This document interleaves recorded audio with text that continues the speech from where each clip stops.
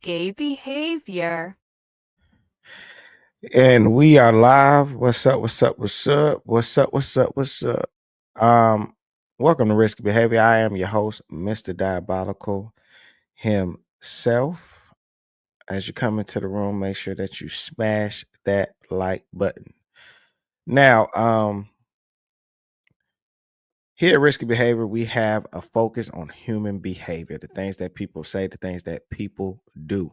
And while we might not always agree with the things that people say and the things that people do, we do stay away from calling people good, calling people bad. Those are very subjective terms.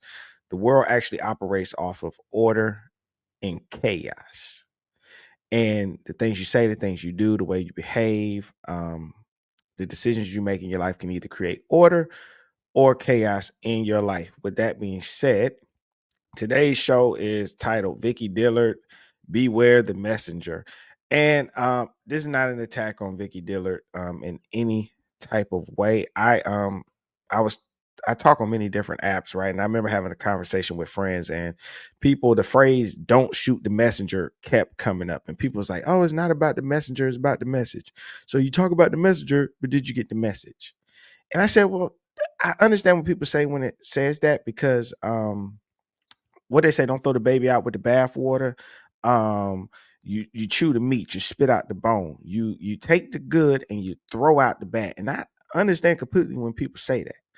But that does not always work when it comes to people. Soon as a person, like if your messenger is in a leadership position, it most definitely matters the most. Okay. So Vicki Dillard did a speech. Let me bring it up. And I hope I don't get in trouble or flag for using her video because I believe it is on her YouTube channel.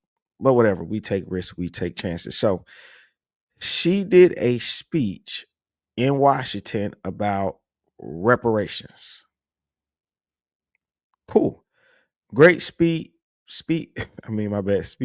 Great speech. Very spiritual, very moving. I mean, she's a phenomenal speaker. She really is. Her voice, she's got that gift. Okay. And she did a good job. However, I know that Vicki Dillard wasn't. Let me see. Let me bring it. I'm gonna bring this up briefly just to give some context, and then we're gonna listen to the speech. Let me bring this up, and it's just to get. I was gonna wait to the end, but I don't like doing "I got you" moments, because all I'm doing is examples, so I don't need to do an "I got you" moment or anything like that. That's not what's important. Okay, and that's from this is from the Denver Post. Denver woman convicted of mortgage fraud sentenced to 5 years. A 32-year-old Denver woman was sentenced to 5 years in federal prisons for mail and wire fraud in connection with a mortgage fraud scheme, federal prosecutors said Friday. Vicki Dillard Crow, also known as Vicki Dillard, was also ordered to pay $2.4 million in restitution. She was indicted in April 2010 and found guilty by a jury in December. Her sentencing was September 27. Okay.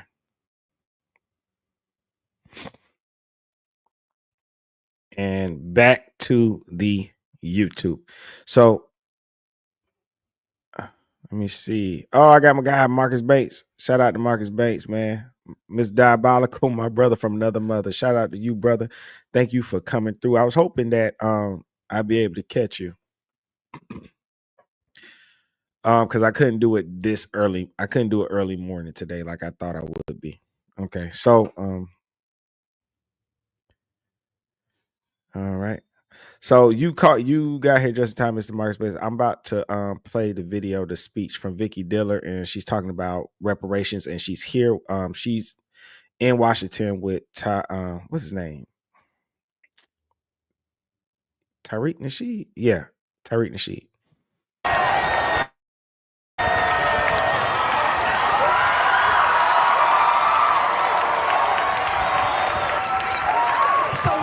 Washington, D.C., yes? This is a home of the White House. Somebody say, we built this. This is the home of Congress, yes? And this is the home of the Supreme Court of these United States of America. We're in a power center, Black family, the Capitol. So I thought it appropriate. Somebody help me with my nose. I thought it appropriate. Watch this. Hit the gavel. Hit the gavel. I thought it appropriate.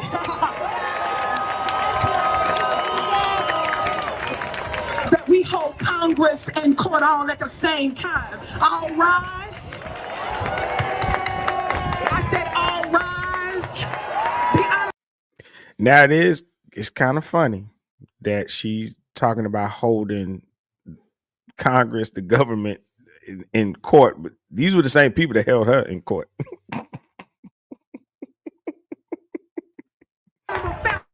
Foundational Black Americans in session. We're presiding. And we're not alone. I hope you understand that simultaneously the ancestors are holding court. People are wondering, why are they all of a sudden asking for reparations after all this time? How many of you all know that here and now we rep them? We are the divine lineage, and they're using us and manifesting through us and by us, and we coming to get our check. We coming to get our check. She know how to rile people up. I mean, she's a great speaker, man. You know, but I grew up in the church all my life. I went to Black churches. This speech don't fool me. But anywho, while we're on the subject, also, if anybody thumbs up the video, like the video, put me in the algorithm, and also get in the comment section if you're watching this now or on the replay. Get in the comment section. Let me know what you feel about reparations. Do we still need it? Are we ready to get it? Because some people would say, hey, until we become more financially stable, reparations, we would just blow it, especially the money part. Reparations includes more than finances, but just on the finance side alone, we would have to make sure we're ready to receive that money so that we can actually use it, and it would be more helpful instead of just get it and just spend it up.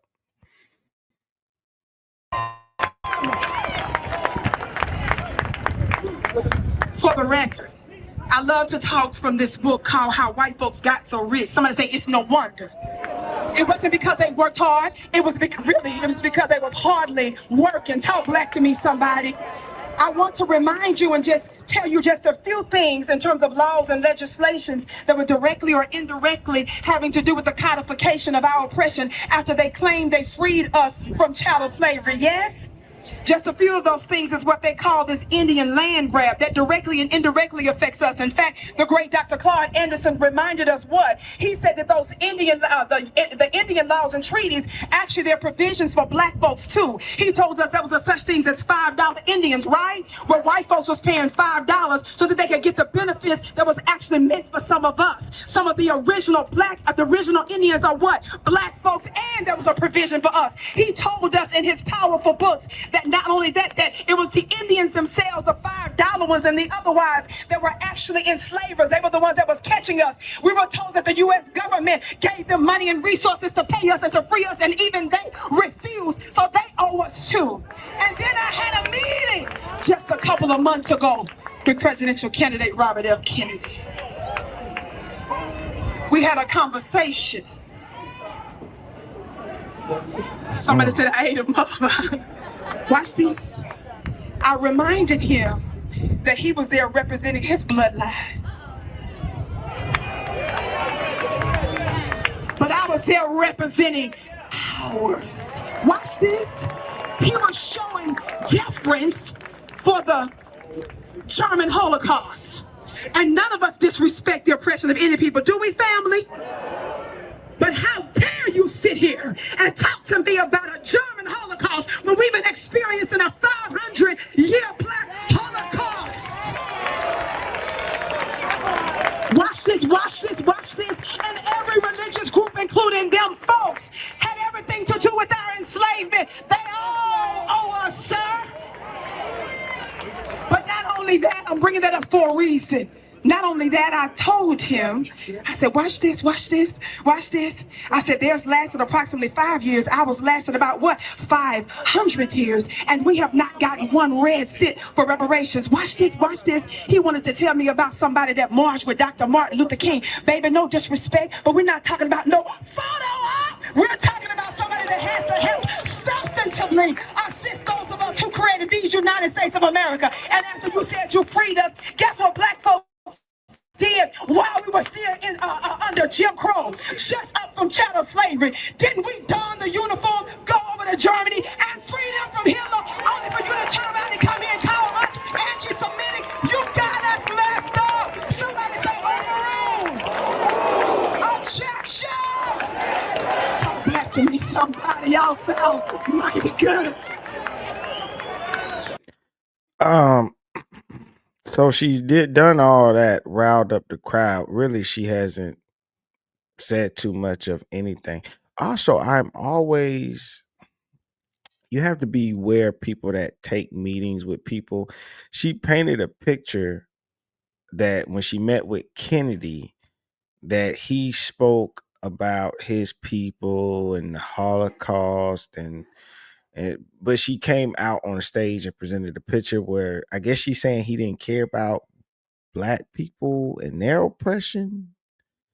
It's kind of how she painted the picture. This just goes along with the messenger and the message, right? Because when you go behind the people that's really going to get things done for us, the people that's really going to get us reparations are not the people that go and take meetings and then come out on stage and bash people that were in the meetings. Just be that.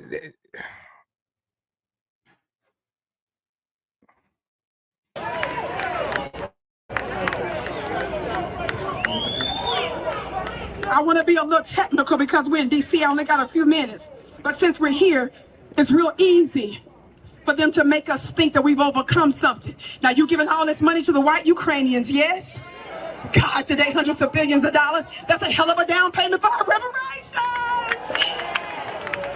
And then we find out what's his funny looking self, Lindsey Graham. Didn't he just go on television and tell us that the reason why we really fighting this war with Ukraine, this proxy war, is because they got trillions of dollars in minerals in the Ukraine, and we don't want to give that up, he said, to Russia and China. Did y'all hear that? That's our reparations. Right.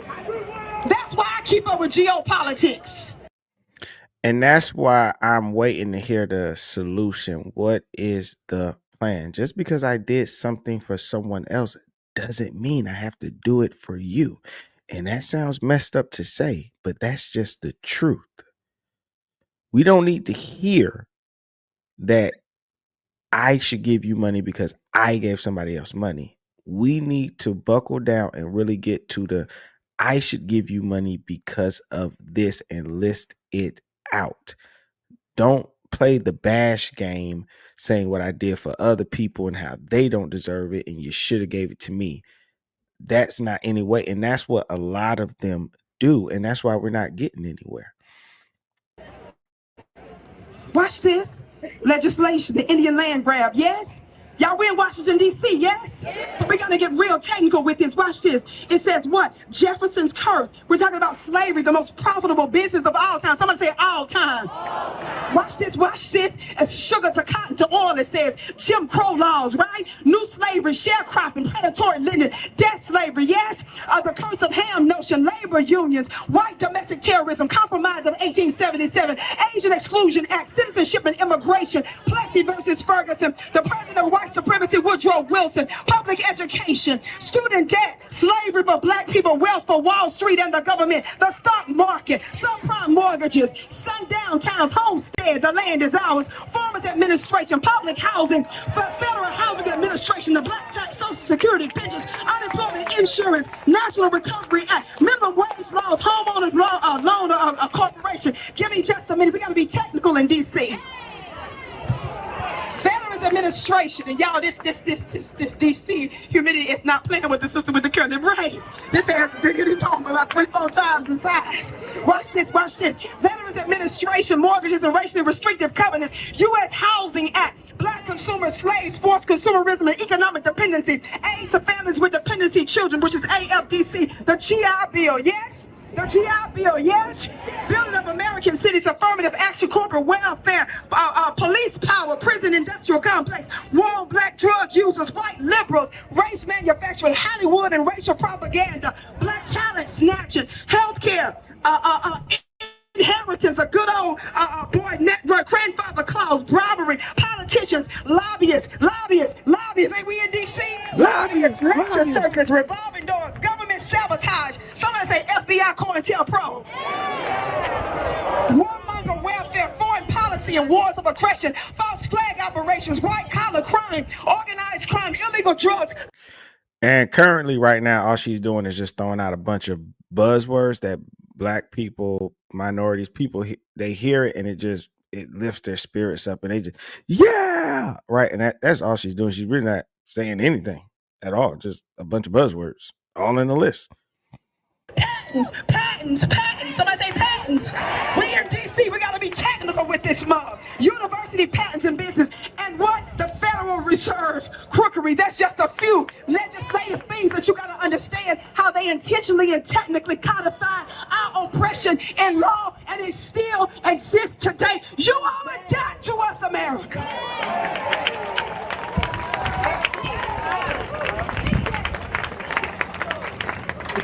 And so we're doing all this talking. We're talking about the worst humanity crisis they say in them folks that's ever happened. They talking about Hitler. But I need y'all to help me with history real quick while they playing about this 500-year Holocaust. Watch this, watch this. Hitler got his inspiration from who? Wait a minute, I need you to say it again. Who did Hitler follow for his his eugenics? Who did he copy? But they want us to believe that he was the worst of the worst, and he got his points from anti-Black racist tactics. America, you owe us. And don't you forget it. Watch this. Couple more things. I'm going to go sit down. Can y'all hang with me for just one more minute? For just one more minute? So when I met with RFK, thank you, Precious, I quoted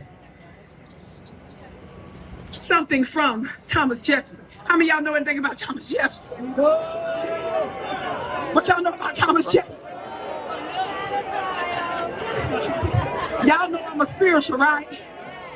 That's one thing about Black speeches, and people might hate me for saying this. They always gonna bring up Thomas Jefferson. Every time I'm gonna hear his name. Don't play with it, don't play with it, don't play with it. Watch this, I gotta get the quote right. I wanna get the quote exact and right. Here it is. Watch this. Ashe, brother. Watch this. In a couple of different places in history, Thomas Jefferson knew that America would have to pay for her original sin. Are y'all connecting the dots with all this stuff that I'm talking about, making the case for reparations? Are y'all with me on this? I'm trying to let you know that one of their so-called founding fathers, that are pedophiles and slaveholders, them criminals and stuff, who they revere, watch this, he said in one place, "Indeed, I tremble for my country when I reflect that God is just, that his justice cannot sleep forever, that considering numbers, nature, and natural means only, a revolution of the wheel of fortune," somebody say wheel of fortune, "an exchange of situation is among possible events," watch this, "that it may become probable by supernatural interference," somebody say supernatural interference. He was tripped out because he was concerned that there would be a wheel of fortune, a changing or turning, a spiritual interference having to do with them having to pay a price for their enslavement, their original sin. And so I want you to know, beloved, that that's exactly what we're here for now. Yes, I'm almost done. I'm almost done. Now with this new contract, y'all, because we're in the place of paperwork and document, yes? Is that where we are? Yeah. I want you to understand as I teach my students in my mystery school, shameless plug.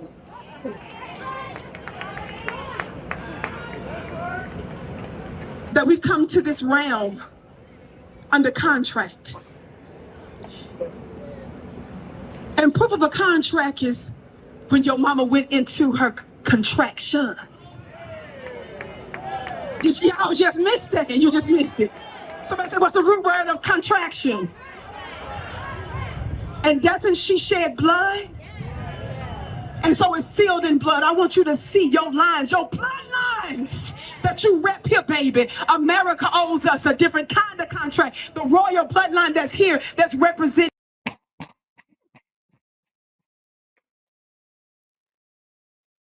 Her contractions. And then she shed blood. I want you to recognize your bloodline. It's hilarious to me. Just take me back when I was a little boy growing up in church. And I'm just, you just sit out there in the pews and the adults are just falling out, catching the Holy Spirit and everything. Nothing against church because I do believe in God, and you just laugh. Like, why are they falling out like this? Because you can see it as a kid. You can recognize it. It's just like really, you just stretching your vocal cords like that. You're reaching and connecting things that don't need to be connected. But I do love the speech so far. Like, if I'm getting ready to go on a march and protest, I want to hear something just like this. I don't want to hear nobody talking softly. I want somebody yelling and screaming like this. It gets the people going. Us. Can you imagine with me just for a minute that if you can see in the halls of Congress, both Democrats, Republicans, and everything in between, that simultaneously your people, your ancestors have convened and they're in session. And they're actually the ones that's moving and motivating us for such a time as this on their behalf. Right. One of the things I told Robert F. Kennedy is, baby, America is doomed. But I'm not the only one that told you America's doomed. I wonder who else said that. Where's the White House from here? Yeah, where's the White House from here? It's down the road. Okay, how many of y'all remember a couple of months while Joe Biden was waiting to take the oath of office for the upcoming January? Do you all remember that the black bootlicks were humiliated after they helped to get him elected? Him and Kamala ignored his funny looking self. That's from the dictionary, not the dictionary. It's from the dictionary, not the dictionary. That's my book of words. Then they ignored his funny looking self. He ignored them, rather, right? So the Urban League and some of the NAACP folks got so upset they started to blast him, what? On mainstream media, didn't they? Say, you ignoring us now. Watch this. They say he ain't even taking our calls. So him and Kamala met them where? On Zoom. Somebody say Zoom. Because they went public and they embarrassed. Watch this. And in that meeting, that Zoom meeting with so-called black sellout leaders, he said to them with raised voice, and he actually used a cuss word during that exchange, but guess what he said? He said, America is doomed, not just because of black people. Did he say it, somebody? He knows the same thing that Thomas Jefferson knows, don't he? He said America is doomed. He said not just because of black people, that means it includes black people, yes, but also because white folks, the Europeans here, are going to be the minority come what? 2040. Watch this, watch this, watch this. America, the reason why you're catching hell all over the world is directly and indirectly related to the fact that you refuse to voluntarily do justice violence. Now you can do justice voluntarily. Finish it for me, but you ain't got no choice.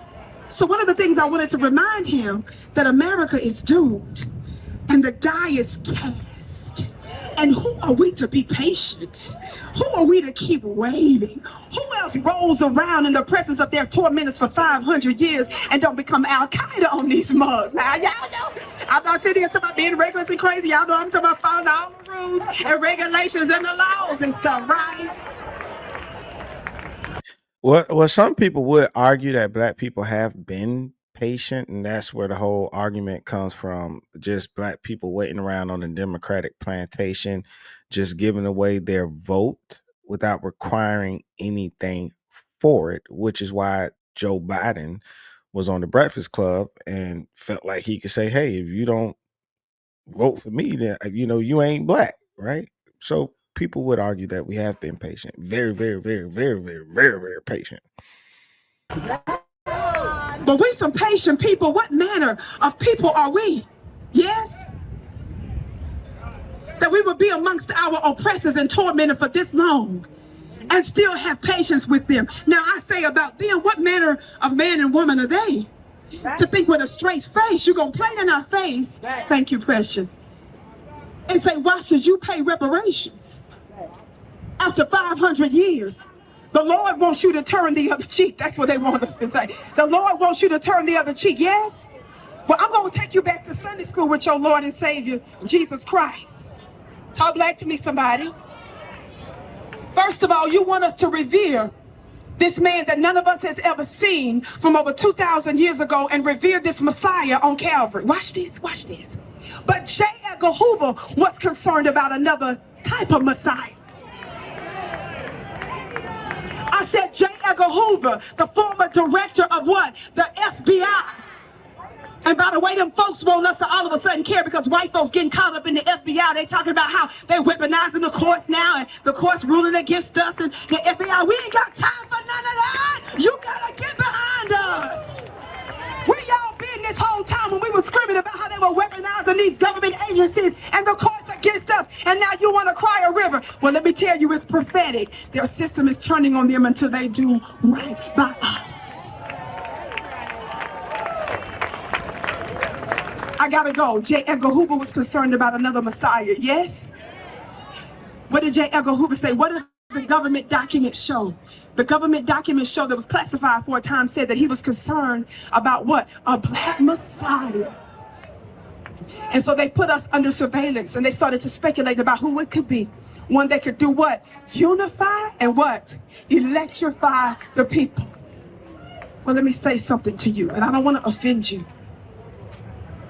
But if we're talking about a stringy-haired, blue-eyed, pale-faced Jesus in a place you call Calvary over there in the Middle East, because you're worried about him being strung up on a tree, I'm going to say to you something. There are a whole bunch of Calvaries right here in these United States of America. Our mothers and fathers were lynched and their bodies weren't kept intact. They were set on fire. They were dismembered. They ate the phalluses of our fathers. Talk black to me, somebody. They burned our mothers. So if you're going to say anything to me about somebody, we need to reference some Messiah, baby. Let's talk about the one that J. Edgar Hoover was worried about. And I'm bringing them up here and now to say, for their sake, we are demanding reparations. And for those of you that's rich enough, those of you that say, I'm good, I don't need the reparations, I don't need that. And the other group, I'm gonna deal with you real quick and I'm out of here. Well, black, the reason y'all can't get legally no reparations, because you're using the word black, and you gotta be a nation to be black. Stop using the word. Let me help you understand something.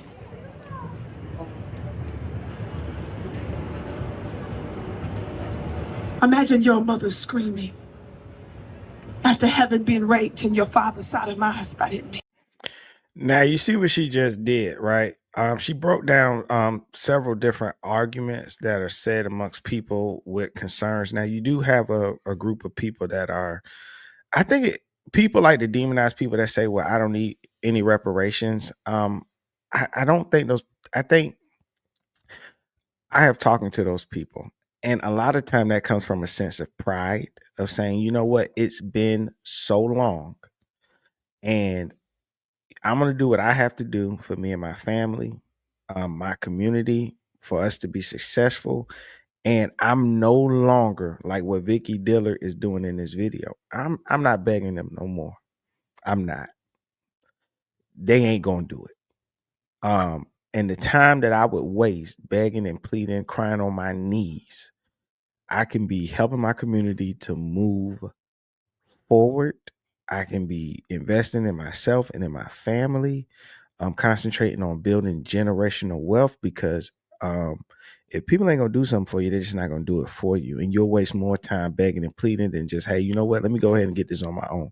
It is what it is. I cannot change the world I was born into, my skin color. I can't change this country. I can't do anything about that.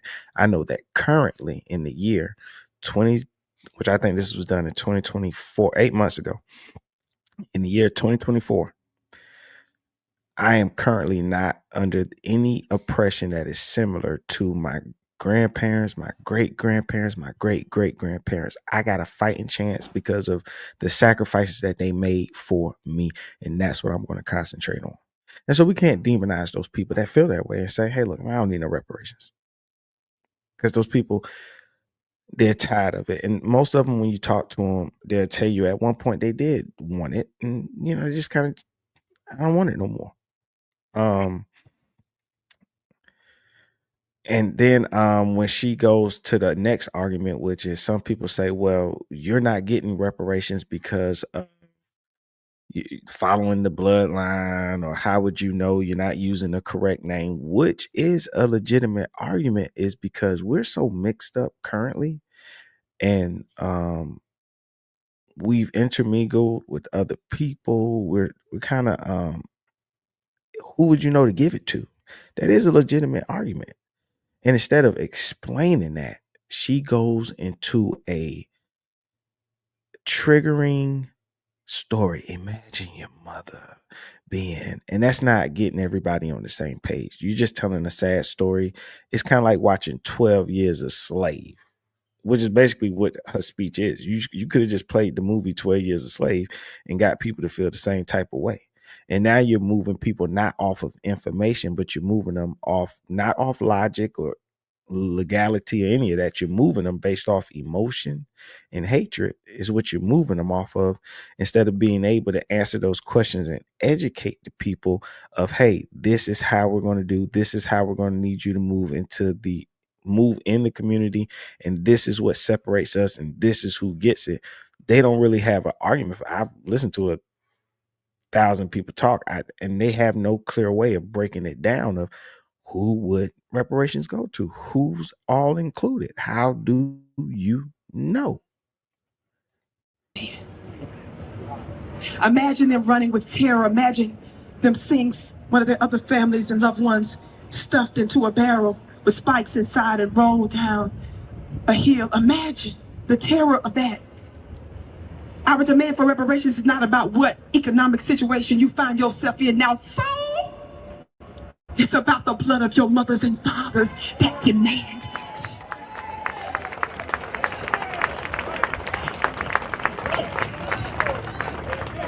Say it again, sister. Y'all repeat after her. Repeat after her. Repeat after her. And for those of you that say black, can I get real esoteric on you real quick? Because y'all tell me, I know y'all in here, some of y'all standing here listening to me now, some of the haters especially. Watch this, watch this. Don't y'all tell me that the reason we can't get it is because we use the word black, and the word black means what? Say it again. Say it louder. Say it louder.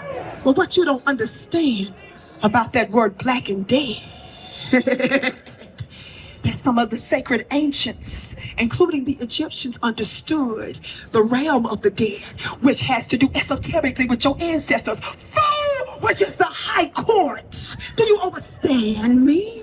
So when you're talking about black, this ain't for everybody. I'm getting with the technical legal stuff for the other folks. I'm just throwing this out there too real quick in my 1 minute left. Black, that's the dead that they were dealing with, baby. They knew how to tap into the ancestral realm, baby. They knew how to tap into that unseen realm. So black ain't got nothing to do with that technical stuff as it relates to law. And besides that, we have the ultimate word, the ultimate law in our mouth. And we have the ability to do what? Overrule. And we can also do a new constitutional what? Amendments and adjustments to it. If they didn't tell the Ukrainians no, if they didn't tell legal and illegal immigrants no, then what the hell they look like telling those of us who are the true founding fathers and mothers of this country no? I gotta go. So we've held spiritual cord and natural cord. And so we now invoke the ancestral realm. And it is my prayer, my address to your ancestors and mine that represent the foundational, that we're representing here, foundational Black Americans. And we decree and declare and invoke and unleash their power and their presence here in Washington, D.C. now. We ask our ancestors that you begin to move throughout this space and the place, through Congress, through White House, through the courts and the decision makers, the lawmakers, the lobbyists, and those that influence the seen and unseen forces. We're asking you, who shed your blood and paid an ultimate price, to be with us and to manifest and express yourself by us and through us in our gifts. Be our hands and be our feet and be our mouth. Ancestors, they have mocked us and we become a byword amongst the nations of the world. Let them know who's boss. Throw your weight around. Ancestors, come down now and help us push forth this prophetic bill, this prophetic marker, so that it's acted and put into legislation, because your blood demands that we are here now and we give thanks for it now. Ashe, Ashe. My session is adjourned. Give it. And there you have it. There you have it. Very powerful speech. Very, very, very moving speech. It's a very moving speech. Okay, so we're talking about Vicki Dillard, beware the messenger, the whole phrase when people say don't shoot the messenger. And speeches like this are always good. She said a lot of truths in there, and it is very, very, very moving. I got another brief video that I'm going to show you. I'm going to add some more context to what I'm talking about today. Now, the phrase "don't shoot the messenger" is often used to encourage people to separate the content of a message from the person delivering it. While this concept can be fair in some cases, it becomes problematic when those in positions of influence or leadership use it to avoid accountability and scrutiny. When someone is speaking on behalf of a community, especially about matters involving justice, what we're talking about today, compensation or financial redress, it's not enough to only consider the message. We must also evaluate the character and intentions of the messenger, right? This is especially true when the person has a direct influence on public perception or policy discussions. It's dangerous to blindly accept the words of individuals in power simply because they frame themselves as just the messenger, particularly if their history or behavior raises legitimate concerns about trust and credibility. Now, I also want you to know, and I got this from a show that I watched called JT, the Pocket Watcher. If you're a person that gets in trouble for certain financial crimes, right? Well, not certain. I think any financial crime, really. Like say you get in trouble for fraud or stuff like that. You can't just go get a job at the bank. They don't trust you around money. So here we have people speaking on our behalf to get us reparations, dealing with finances, right? Now, Vicki Dillard is a person that got arrested and sentenced for defrauding financial institutions. Do you think that somebody that could go get a job at a bank and be trusted with other people's finances? So why would she be a good candidate to speak on our behalf for financial redress, compensation for the community? She wouldn't be. She wouldn't be a good candidate for that, even though what she's saying is true and is not to try to take away her voice or her freedom of speech or anything like that. But we got to make sure when people are going up there speaking on our behalf, asking for things that we need, I'm sorry, but they got to be a little bit more, not squeaky clean, but they got to be a little bit more clean than that. Now, in the case of Vicki Dillard and her speech advocating for reparations for Black Americans, it's important to look beyond her words and examine whether she is the right representative for such a crucial and sensitive issue. While the call for reparations is valid and rooted in a long history of injustice, the person delivering that message matters, especially when the subject is financial justice. Dillard's prior arrest and conviction for defrauding financial institutions complicates her role as a spokesperson on economic issues affecting the Black community. When someone with a controversial financial past takes the stage to speak on behalf of others about receiving money owed, it casts doubt not only on the message, but on the integrity of the movement itself. The messenger's past actions can either strengthen or undermine the credibility of the cause, and in this case, it raises serious questions about motives and trust. And that's the point. Not that she said anything wrong, not that she's some bad, terrible person, not that she didn't serve her, when they say serve her debt to society or anything like that. Now, I want to shout this other person out because a long time ago, Vicki Dillard did a one-on-one session with a brother by the name of Tommy Sotomayor, and she was talking a bunch of good stuff, and I thought it was a great conversation between them. And then years later, I got hip to another YouTuber by the name of Pocket Watching with JT. And JT, what he does on his channel is he's a financial what the hell? It's a damn spider. How can I kill it? What can I kill it with? Kill it with my damn skull. I missed him, and he's gonna get me back later for doing that. Fuck. Anywho, the guy's name is Pocket Watching with JT, and he's an actual financial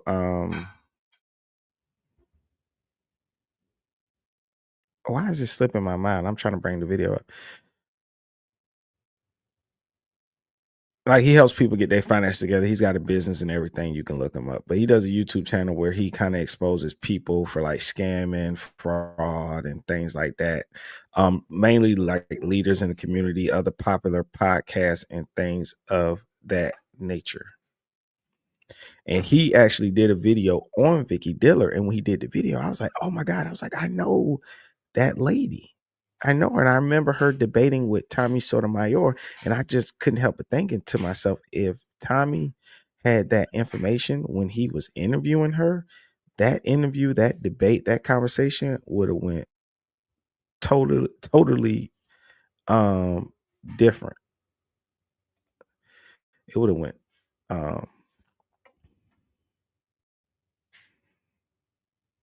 action in cash. They all right, so I'm about to bring up the video. I'm gonna play. I don't think I'm gonna play the whole thing, but yeah, this is JT, Pocket Watching with JT. Go check him out, man. Great channel. I like watching his videos. He's funny. He's entertaining. He's got a lot of information that he gives people. He does a lot of focus on people that are scamming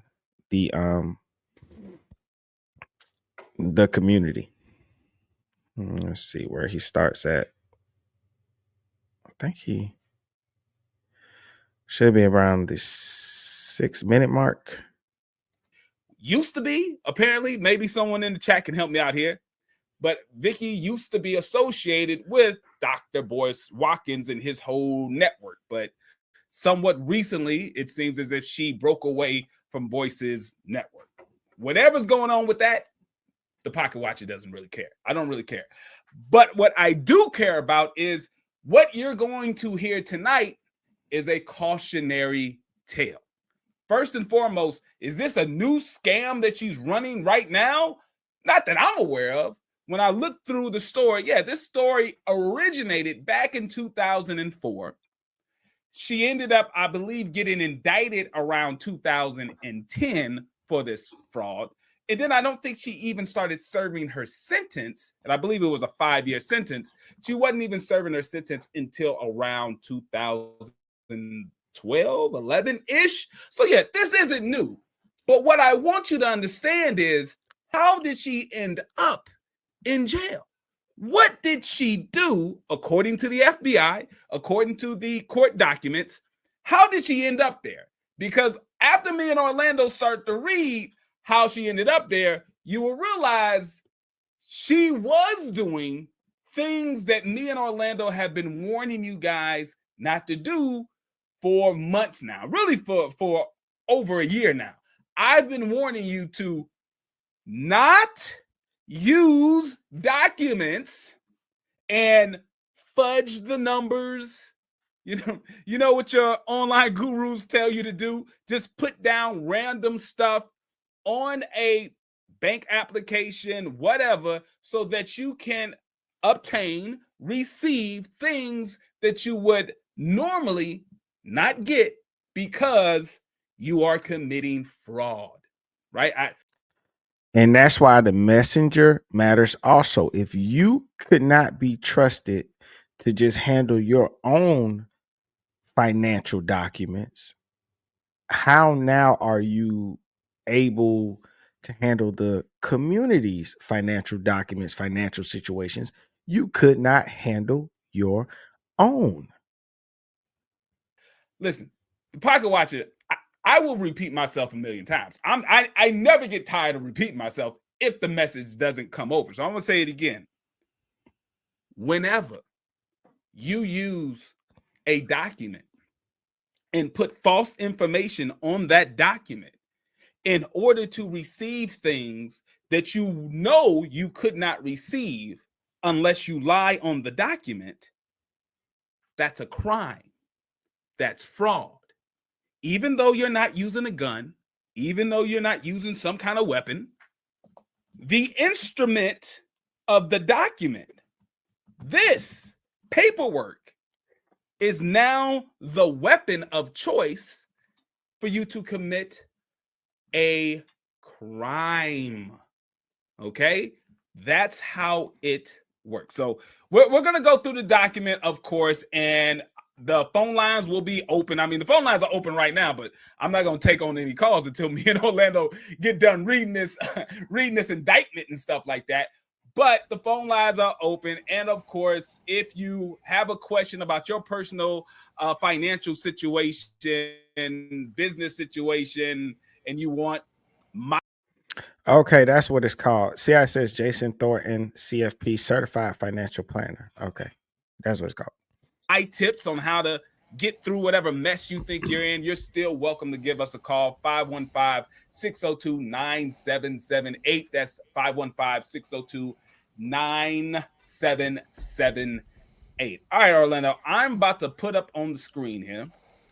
I'm going to show you what the FBI has on record about this situation. So here's the FBI information here. As you see, the headline says, Denver woman sentenced to federal prison for mortgage fraud scam. Now, when I start to read to you what she did, it's going to sound very familiar to some other shit we've done in the past. Because here's the thing.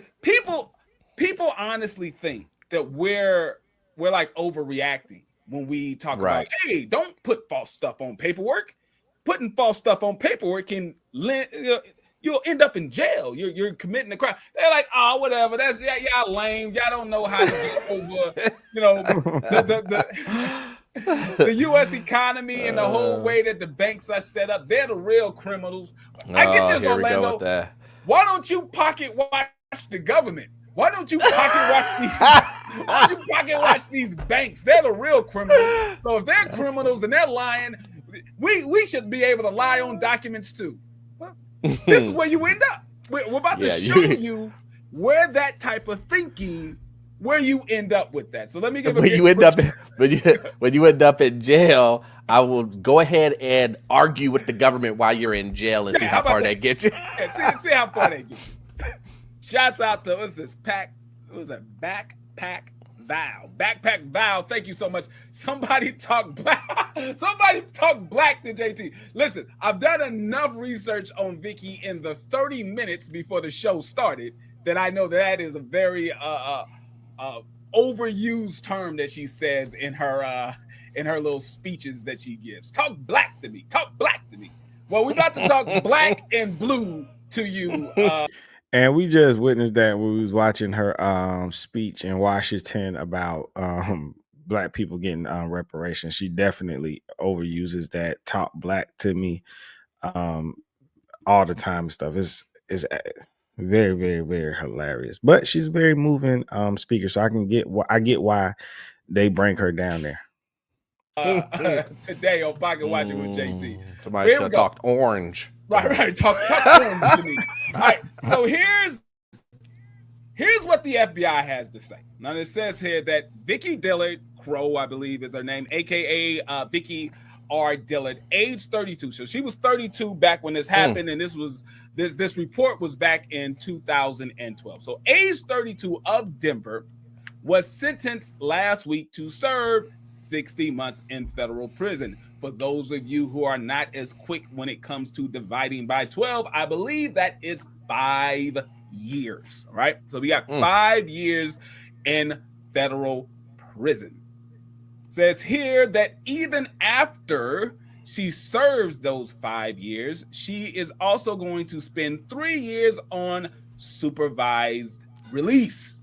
All right, so it's not just 5 years locked up. When she does get out, she's still basically going to be checking in with some type of officer to make sure that she's doing the right things. Now, what is the FBI saying? She said that she's also ordered to pay $2,408,142.37 in restitution to the victims of her crime. Says Crow pocketed close to $1 million during the course of her fraudulent scheme. Now think about that. So she committed a crime where she has victims. She has victimized other people. And this is the person that you want to go to the government and claim that she and her people have been victimized and expect those people in those positions to respect her stance when she has financial crimes where she victimized other people. The messenger matters. Lord have mercy. All right, so what was going on? What was she doing? So she was originally indicted April 5th, 2010. She was found guilty December 16th, 2011, and she finally got sentenced on September the 27th, 2012. So as you see, the court process can take some time. Court process is not super quick. It can take some time, especially if you're bouncing back and forth, and you can stretch it out too with playing little games with attorneys, but it can be stretched out. But here's the thing that I want you to focus on here, Orlando. The actual scheme, according to the FBI, the scheme that she was perpetrating actually started around June 2004. So the FBI is saying she started this scheme in 2004 and ended in December 2006. Once again, people, you commit some fraud, you're not free and clear just because second you commit the fraud, someone doesn't put you in handcuffs. She was, I mean, this is according to the FBI. According to the FBI, she was done with the scam and wasn't doing anything illegal from December 2006. She didn't get indicted until 4 years later. 4 years later is when she actually got indicted. So for all of you PPP loan scammers out there, it's like, oh man, whatever. I done got the money. They done forgave the loan. I done spent the money. Money gone, right? PPP loan money gone. I'm good. JT is overreacting. He's saying that all of us PPP loan scammers are going to get caught eventually. It's over, right? Apparently, according to the FBI, Vicki was done with her scam in December 2006. 4 years later is when she gets the knock on the door. 4 years. So just think about that. If you got a PPP loan back in 2020. It could be another 2, 3, 4 years before, sir, ma'am, need you to come out here. Yeah. And you know what people are saying? They're saying, "Oh, that's just her. That ain't me. Right. That could never be me. It's just this is a situation that happened just with her. It can't happen to me, man. No way. Can happen to you. No, not you. You're too smart. You're too smart. But here we go. Mm-hmm. So the scam, according to the FBI, the scam started around 2004, ended in 2006. This is basically what was going on. I got another report that we're going to read right after this, and then we're going to take on calls. I just want you to understand what was going on. All right. So they're saying that Vicki knowingly devised and intended to devise a scheme to defraud various financial institutions and commercial lenders and to obtain money and property from various financial institutions and commercial lenders by means of, here we go. How did she get away with this scam? What did she use to be able to get money and property and things that she normally would not have access to? According to the FBI, they say that she was able to obtain these things by the means of materially false and fraudulent pretenses, representations, and promises. The scheme was executed in connection with the residential mortgage loan related to 19 properties in Metro Denver. Now, JT, I can remember, didn't we just do a video with that Todd and that reality TV people did the exact same thing? The lying, like people don't. I don't understand why people think, oh yeah, I can lie to a bank. Ain't that big deal? As long as I pay back the loan. If I pay the loan back, it's not a big deal. I just, it's not a big deal. I tell them whatever I want on the paperwork. It's not a big deal. Not a big deal. All right, we're gonna get a little deeper on exactly what was going on here. So, okay. Says, as part of the scheme, Vicki worked with at least one mortgage broker to obtain mortgage loans in order to purchase the residential properties, at least 2 of which were purchased in the name of Vicki's husband because Vicki was concerned that she would not qualify for the required mortgage loans. All right. In order to qualify, here we go. In order to qualify, Vicki made and caused to be made at least one materially false representation. Here we go, including 1, inflating or fabricating employment. What does that mean? Let me break that down for the people who are a little confused on what that means.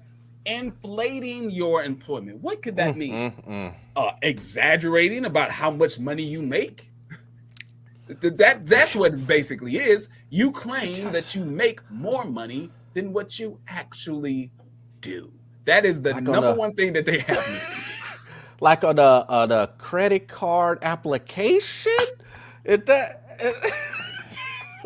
Yes, sir.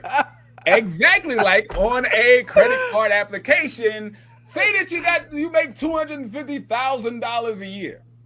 That's very similar. Very, very, very, very similar to that.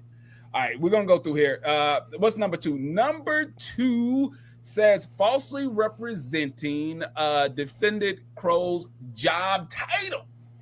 She lied about what type of job she had. I guess she wanted to make herself seem as if she had a more important role than what she really did.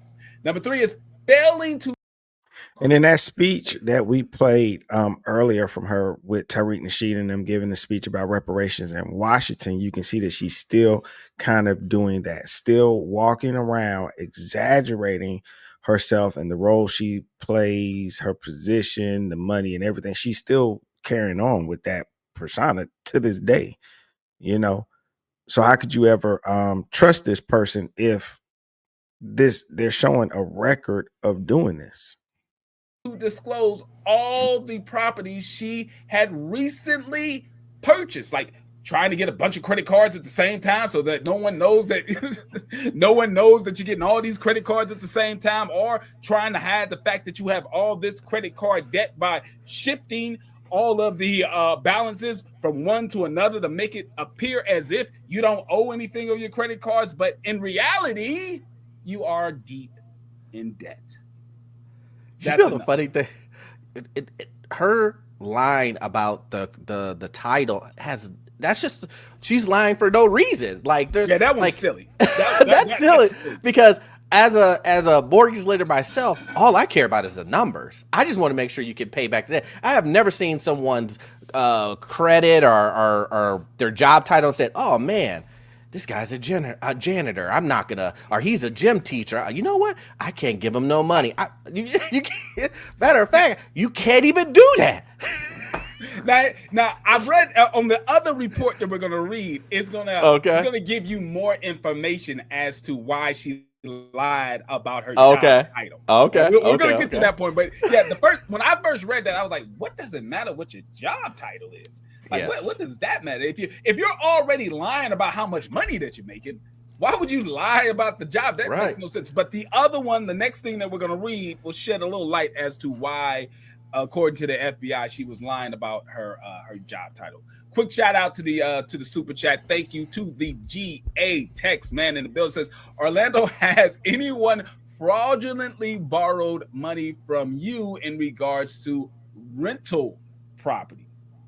No, but what I can tell you is I've caught a lot of people in lies. I've caught bank statements that people have photoshopped or they say in the balances don't even equal up to the total, and you just like, hey, you look at the corner and the fonts are different, and you'd be like, what's going on here? Like, no, please listen. I need you to expound on this. The sloppiness of people who think, oh, the banks don't care, just throw something down. Explain how sloppy these people are when they just try to make up fraudulent bank statements, fraudulent W-2s. Explain how easy it is.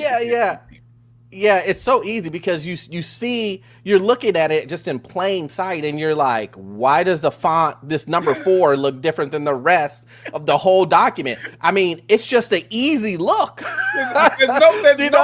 You've got like there's like probably 24s in this document. Like just on one page. Exactly. Just probably on one page. 24s.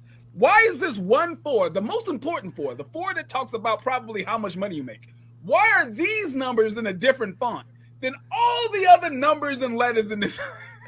are the biggest one is where you look at a bank statement and it says this page has been intentionally left blank. And then someone puts the balance of the balance of their checking account on that page, right there on that page, and you're like, come on, man, like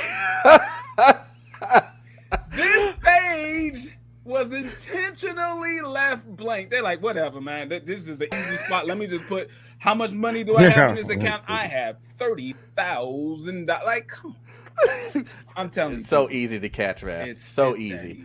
It's that.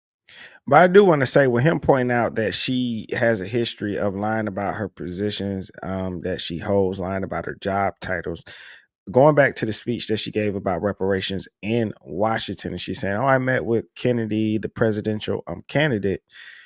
Did she over-exaggerate that meeting?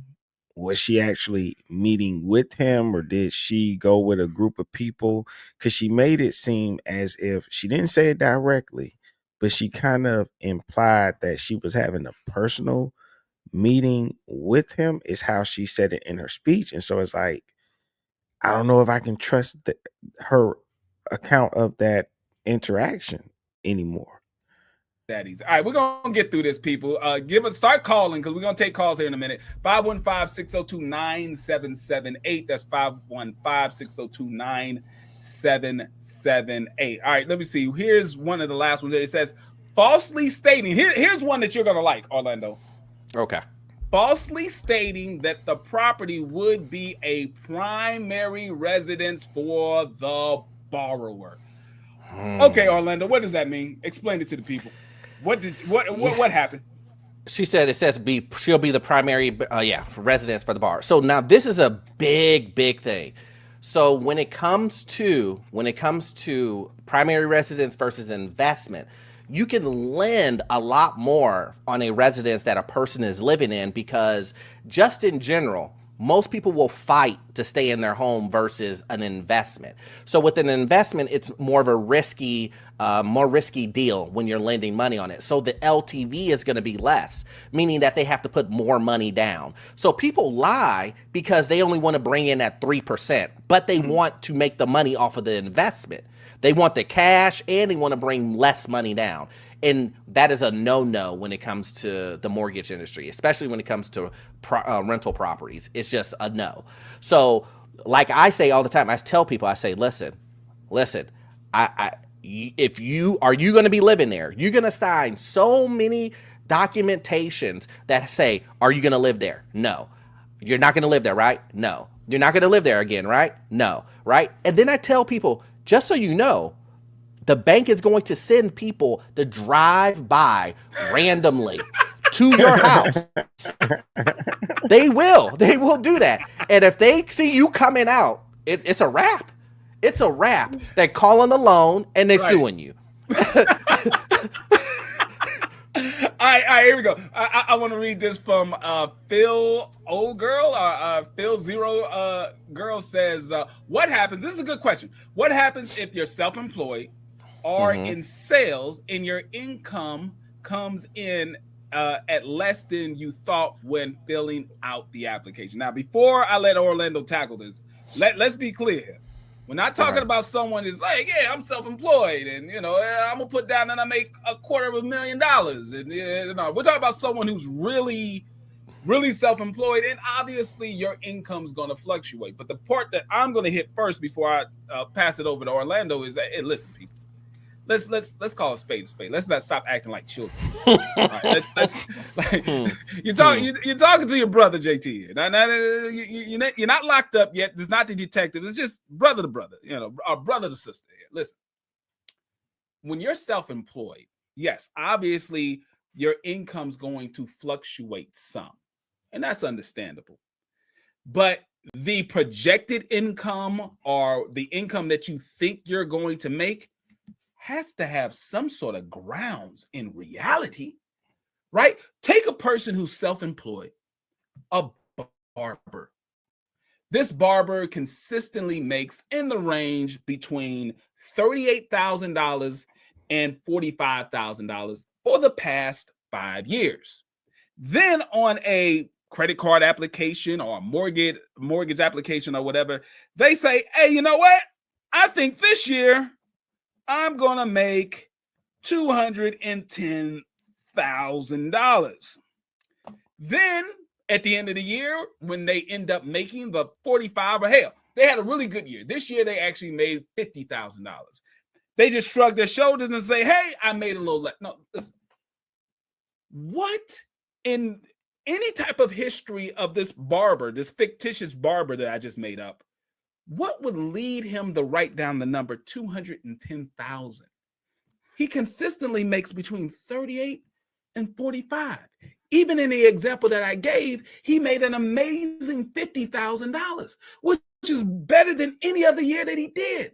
So you have to have some sort of foundation in reality with your projected income if you are in sales or if you are self-employed. There has to be some sort of reality there. Now, if it was a case where you make normally between 38 and 45, and you put down 45 and you had a bad year and you made 36, I don't think the banks will be that upset. It's not that big of a difference. At least that's in my opinion. What do you think?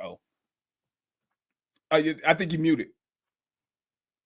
I'd be doing that all the time. I'd be muted to avoid all of that craziness. We're going to take the last 2 years and average that out anyway. Right. So your last 2 years on your tax return that you did with the IRS, right? We're going to look at those and we're going to average those out. And then we're going to still take a percentage off of that. especially if you're not W-2s, but self-employed.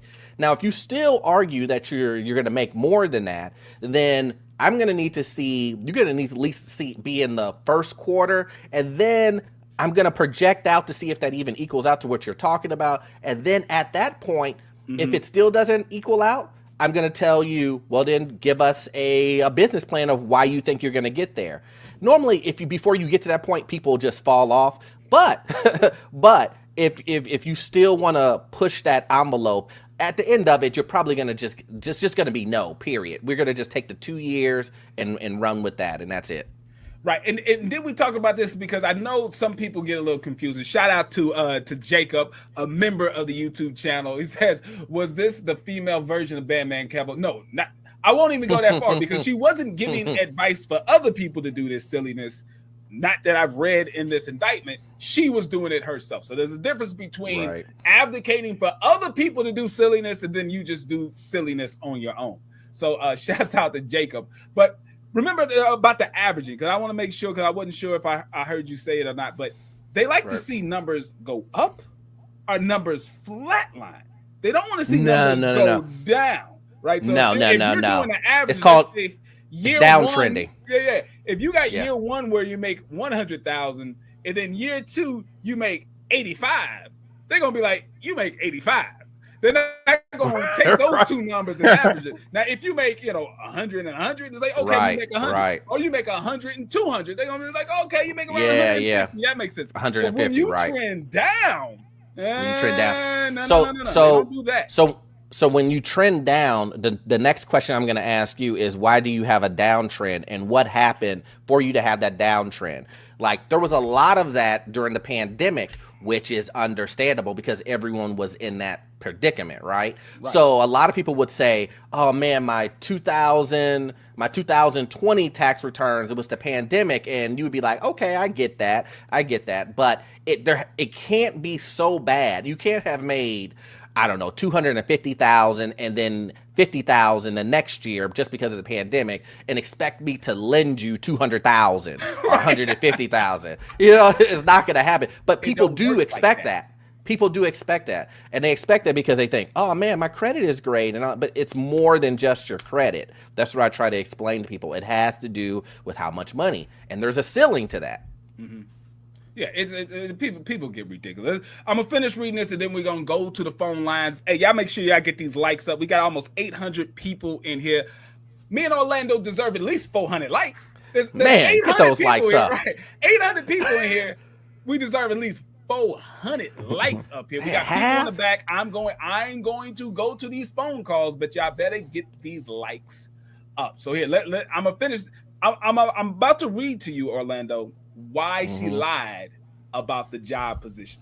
Okay. We're about to get an understanding why the job position was lied to. So this is actual documents from the case, right? So you got the U.S. versus Crow, right? So this is the case here. Okay. This is why she lied. So here we go. It says here it says that in June 2004, Crow, which is Vicki, in 2004, Vicki, a resident of Denver, Colorado, sought to purchase a home in Denver. To do so, Vicki applied for first and second mortgages with Fieldstone Mortgage Company in the amounts of $155,550 and $27,450 respectively.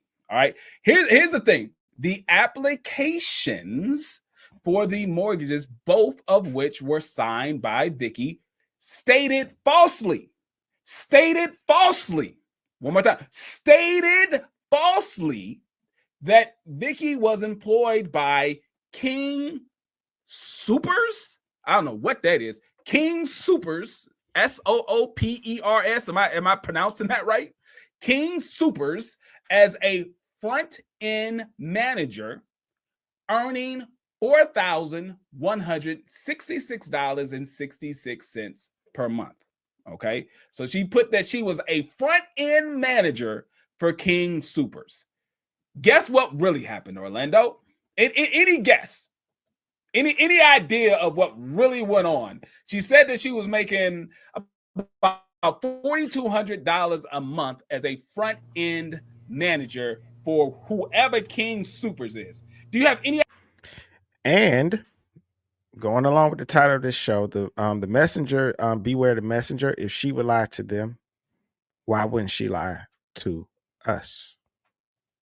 Idea what money she was actually making? Michi actually Zero? It's a grocery store. It's a grocery store. Okay. It's a grocery store. Okay. Shouts out to Michi X. Thank you for being in the chat. So yeah, it's a grocery store. She says that she was the front end manager of a grocery store, making about $4,200 a month. Any guess of what job she really had and how much money she was really making? Any guess? Was she self-employed? Nope. I don't know. What was it? All right. So she said that she was the front end manager and she was making about $4,200 a month. According to the court documents, it says, in fact, however, Vicki was unemployed at the time she submitted the application. She was making no money. I didn't think it was that bad. I literally thought to myself, no, there's no way that she's not making no money. She had to be making some money. No money. Now here's the thing. Here's the other side of it. It says, although Vicki previously worked for King Supers, this grocery store, she used to work there, but she wasn't making $4,200 a month. Well, that's easy at a grocery store. she was making $16.06 an hour. That sounds about right. That's corrected. that sounds about right. So that's why she had to lie about her position, because one, she wasn't even working. That's number one. She was unemployed at the time that she was seeking this loan. And two, when she did work for this place, she was making $16 an hour. Right? I ain't trying to call her broke, but she wasn't making $4,200 a month at this grocery store. So that's ultimately why she lied about her position. Hence her making up W-2s and all this other stuff. That's probably what she did. You got to be making up fake documents and stuff like that. So ultimately, I mean, it shows, she got sentenced to 5 years. After the 5 years of being in federal prison, she would have 3 years of supervised lifestyle. She's being supervised for 3 years, checking in with someone. So remember, people, all of this is because you're fudging numbers on paperwork to get stuff that you really don't qualify for, right? That's what ultimately happens. Now, as far as who Vicki is and whatnot, I don't know who Vicki is, right? I don't have any personal beefs with Vicki. I don't know who the hell she is. Maybe she served her prison time and, she's now a fully functioning member of society. I have no idea. But the point is, this is what will happen to you when you put down false information. This is really what happens to you when you have a scammer's mindset. This is where scammer mindset comes. Oh man, well, you got to hustle and get what you need to get. So you put no numbers down. Nah. Listen, she was putting numbers down on paper so that the Fed said that she was able to pocket $1 million out of the $2.4 million that she would get. She pocketed about $1 million. She also had a little scam in here. I don't feel like fishing it out. But what she would do was she would get the seller of the home to inflate the sales price of the home so that she would be able to get a loan for this higher sales price. And then apparently with the HUD reports, she would either show that some rehab company was paid to fix up the house, but she would pocket that money. Or, which is even more ridiculous, the seller of the home would then give her the money. Listen, second, I got the money in my hand, player. I'm not giving you this money. If on all paperwork it shows that you bought my house for $250,000, even though I was selling it for $200,000, and then you got a loan for $250,000, then I got the $250,000. Good luck on getting that $50,000. So you're telling me? So she was really getting to that bag. That it makes sense now when you hear her speech about reparations, and she's like, she's out in Washington yelling, and she said, "Where's the White House?" And she's out there screaming, "Give me my check." She was really running that game. She really was getting to the bag. She's really about that life. It's crazy. So she did all of that, overinflated everything, ripped off the bank. Right. And then when the bank has to go into foreclosure and work out the loan, she thinks the bank isn't going to spend money to come after her? Oh, come on. Come on. I mean, come on, man. That's common sense. Scams like this are always short-term, right? You're a short-term hustler in your mentality when you do scam. Like PPP loans. The people who are scamming with it, you're short-term thinking. You gave the federal government all your information. You think that they're not going to come back and make sure that you literally sign documents saying, hey, federal government, you have the right to double back and check if everything I told you is true. One of the hardest things for people to get is your tax records. Even if you are a part of the government, it's hard to get. You see how hard it was to try to get Trump's tax records? Oh, yeah. Right. It's hard to get someone's tax records, even if you are investigating them for something that you have to really prove to a judge or whoever that these tax records are so vital to your investigation. Well, you already signed. If you got a PPP loan or an EIDL loan, you already said, hey, at any time, if you want to check my tax information, go right ahead, because I need this money and everything that I'm saying is true and exact. And all right, let's go to the phone lines. I started a business 3 years ago. Right. We did go. Oh man. Okay, so I played that. I could have read those articles myself, but being that those two guys are very much financial experts, I wanted their opinions and their facts to be heard, to explain the difference. And I think that's why it's so easy for a lot of us to follow false prophets, if you will, false messengers, or even if they're not false messengers, just people that, hey, look, I understand that you want to make a difference, but you do not need to be on the front line when it comes to this because of your history with finances. Like I said, if you was arrested for financial crimes, found guilty and sentenced, you couldn't go get no job at the bank. They wouldn't trust you. They would not allow you to handle people's money. And we should have that same attitude, especially if we want to have real change. You can't have somebody like that up there giving that speech and going on your behalf at all, because the people that you don't think the government, the people that you don't think they're doing research into that leader and finding that stuff out. I mean, look at when you see elections and when people are running for office, they do it to each other all the time, pulling out people's dirt, pulling out people's history, talking to your middle school teacher. They talk to your girlfriend, your boyfriend in high school. They talk to your best friend in elementary. They go and interview the doctor that pulled you out your mama, or, if you got a C-section, cut you out your mama. Like,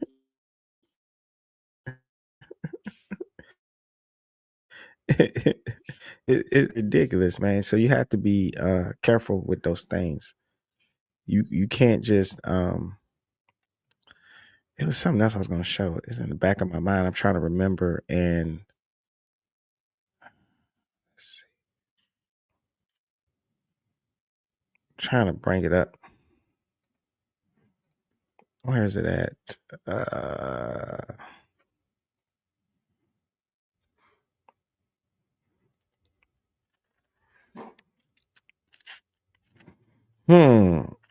I cannot remember. Oh, my apologies, y'all. Let me do this. Pocket watching with JT. That's what I meant to do first.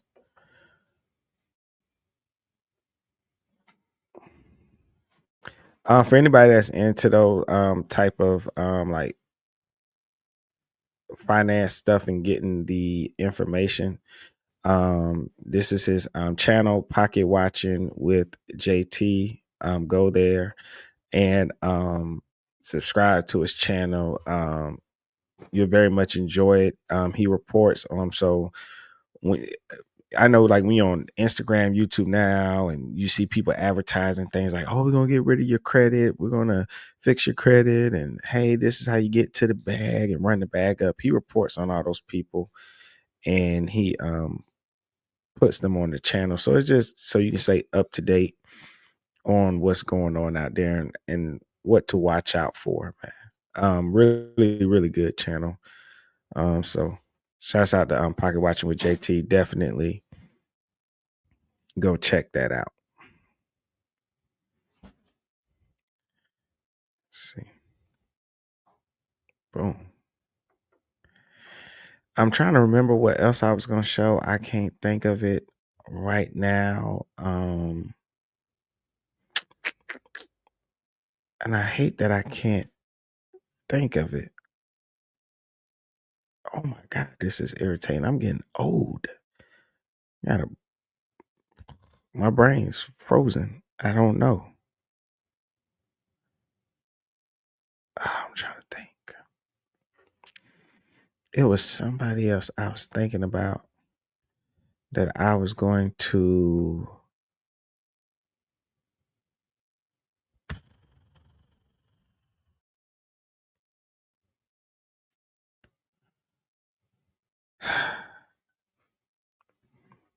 Anywho, I think I'm gonna end it here.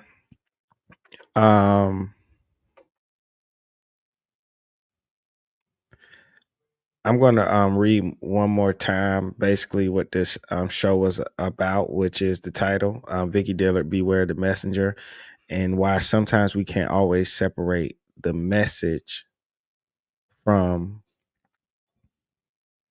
Oh, I know what I was going to bring up. I got y'all. Hold on. I remember now. Here we go. The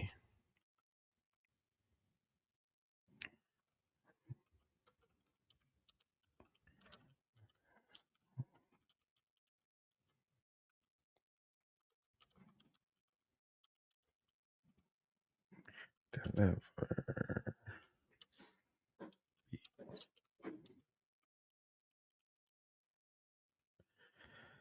All right. Let me see.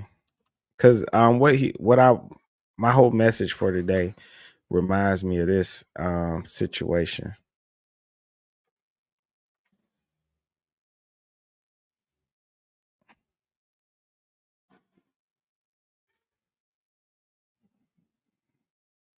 Let me find him and bring him up. His name.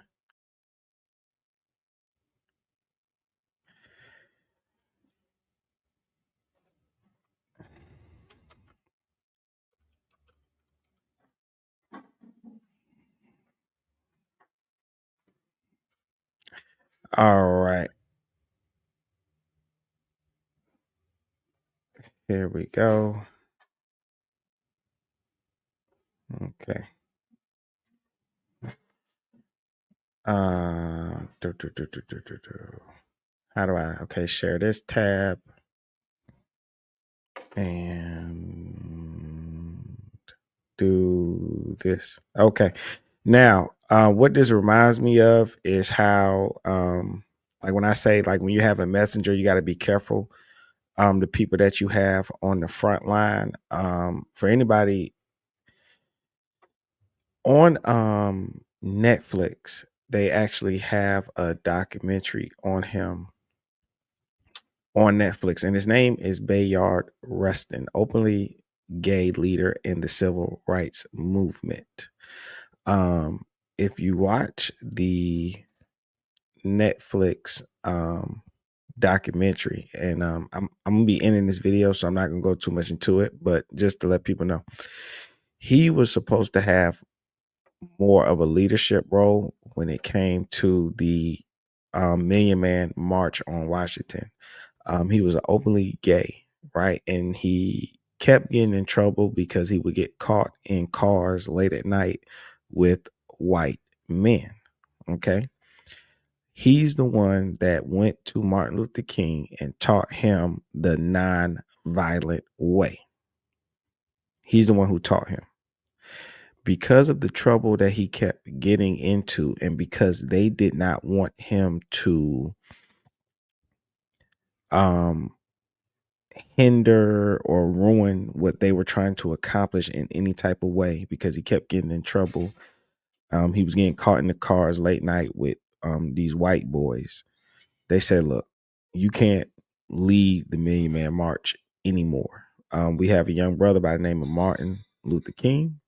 We want you to teach him, you know, the whole nonviolent thing, and he's going to take over. Because if you're the messenger, and with the trouble you're getting into, the people that we need to, because here's the thing. You need people. I know people don't want to hear it, but at that time, if you're going in there and you want people to vote, you're voting on legislation, you have to be able to convince the majority to vote against their own best interests to give things to the minority. And they're not going to do that if the person that's coming in there delivering the message, they don't like them or they know certain things about them.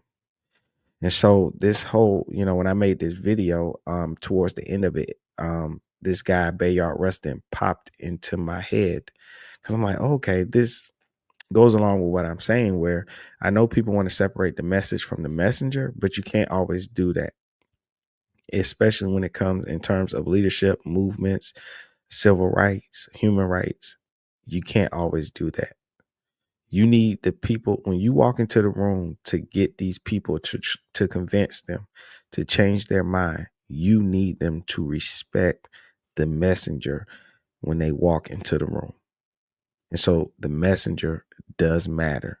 You can't just separate the messenger from the message.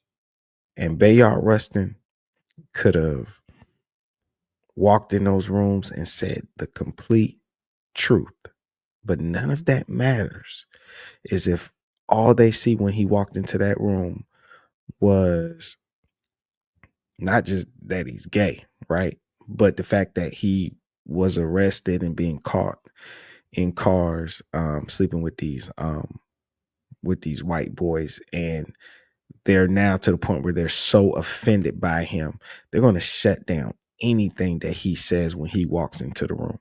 And so that's what it reminds me to. Anybody want to check him out, definitely go Netflix. The video, it should still be up on Netflix. Let me see.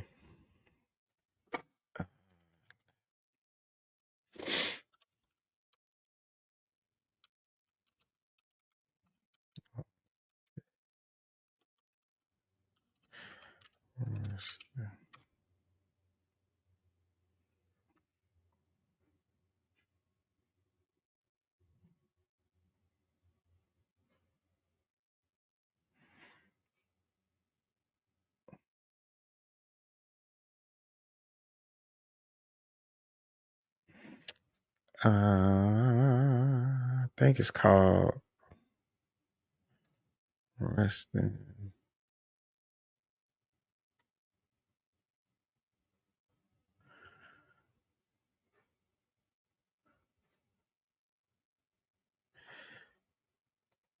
Yeah, I think it's called.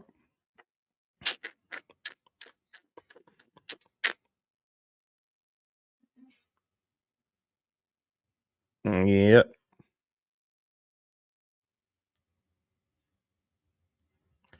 That's that guy that played in that Netflix movie. Well, no, it was a series. What was it called? Madness? I think so. Oh, but this is the one I watch. Brother Outsider. That's the one. That's the one I watched. Brother Outsider. That's the one I watched. I guess they're going to be coming out with another one called Rustin. but this is the one I watch. Brother Outsider: The Life of Bayard Rustin.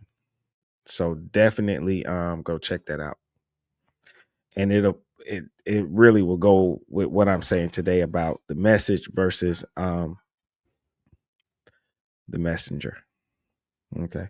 So with that being said, I'm going to be ending this. I'm going to read one more time my thoughts and my ideas, and then I'm going to end this video. Shout out to everybody that came through today. If you're watching this on the replay, please make sure that you like the video, share it. If you like the content, be sure to subscribe.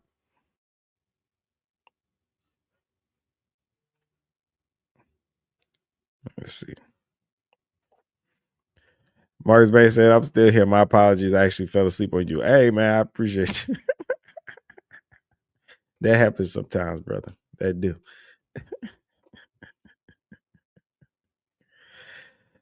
All right. Okay. The phrase "don't shoot the messenger" is often used to encourage people to separate the content of a message from the person delivering it. While this concept can be fair in some cases, it becomes problematic when those in positions of influence or leadership use it to avoid accountability or scrutiny. When someone is speaking on behalf of a community, especially about matters involving justice, compensation, or financial redress, is not enough to only consider the message. We must also evaluate the character and intentions of the messenger. This is especially true when the person has a direct influence on public perception or policy discussions. It's dangerous to blindly accept the words of individuals in power simply because they frame themselves as just the messenger, particularly if their history or behavior raises legitimate concerns about trust and credibility. Share this tab instead.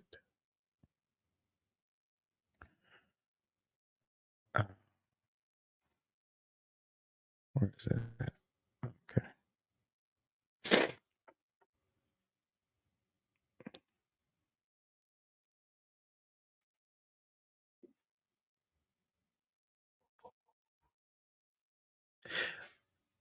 Also, there we go. Also, if anybody wants to follow more information, because I'm not trying to say anything bad about Vicki Dillard. I was just using her as an example. I don't think she's like a bad person or anything. So if anybody wants to follow any more of her content and check her out and stuff, because she does make good videos and stuff, and she is a great speaker.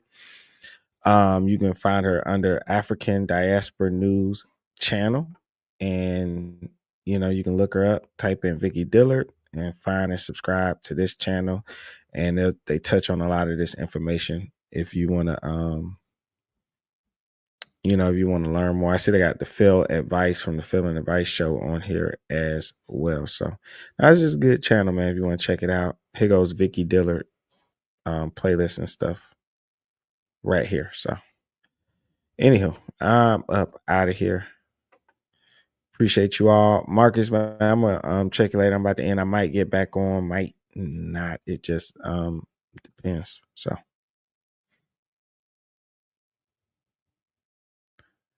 all right.